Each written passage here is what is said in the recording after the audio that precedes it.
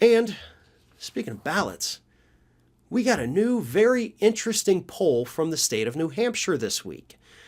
According to this new New Hampshire poll, for the Republican 2024 presidential primary in the ever-important state of New Hampshire, just because it's an early state, Ron DeSantis, the authoritarian governor here in my state of Florida, is now ahead of Donald Trump.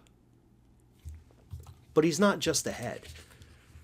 That's not all that's happened here. He hasn't just taken a lead. He has closed a 25-point gap between Trump and DeSantis. DeSantis closed a 25-point gap between the two that existed all the way back in October of 2021. Back then, Trump had 43% of the vote. DeSantis had 18%. Today, DeSantis has 39% and Trump has 37%. Still within the margin of error. So, Trump doesn't need to sound the alarm bells just yet. But this is an early primary state. If DeSantis enters this race and outperforms Trump in these early states, Trump's done. Now, I have said many times on my own programs, DeSantis is far more dangerous than Donald Trump. Right? He has all the same horrific policies, but none of the baggage. That makes him far more dangerous.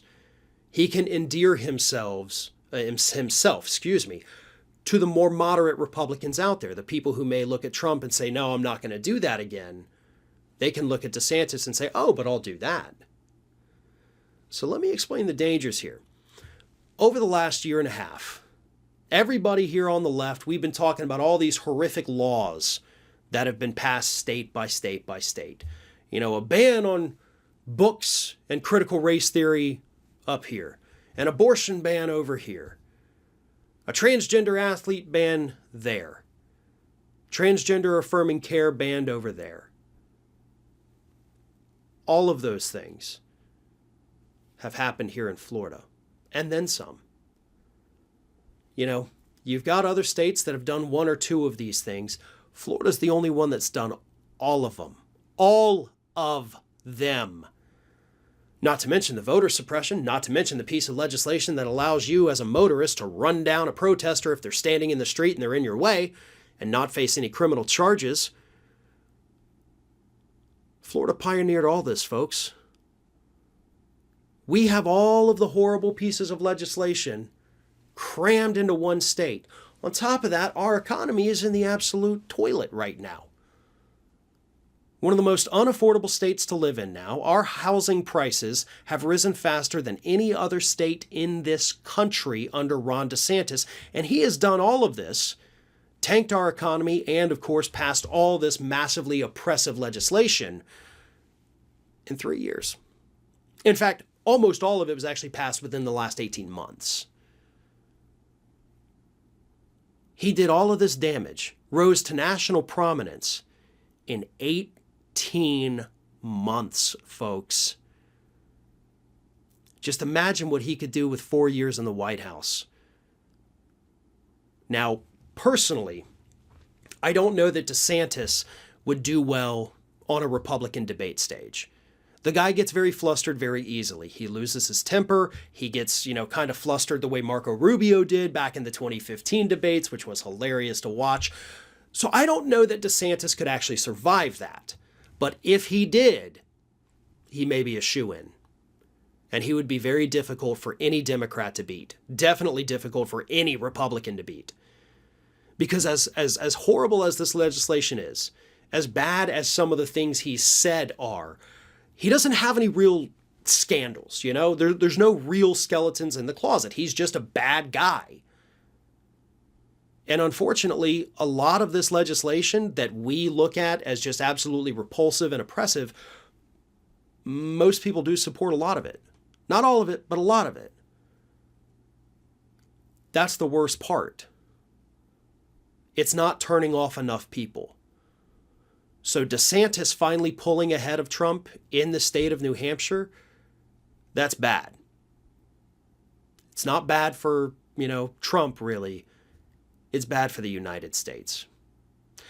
We have to take another break. Again, I am Farron Cousins. Find me on YouTube, youtube.com/The Ring of Fire and youtube.com/Farron Balanced. And I also host the weekly Ring of Fire podcast. You can check that out for free, or you can become a member if you'd like at rofpodcast.com. Again, I'm Farron Cousins in for David Pakman, and we'll be right back.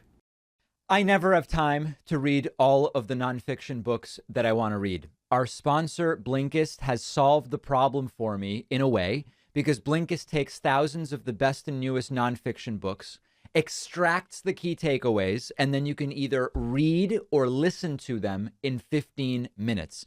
I read all the time. I love narrative nonfiction. I read economics. I read all of these different things. As I said before, I would love to have time to read more history.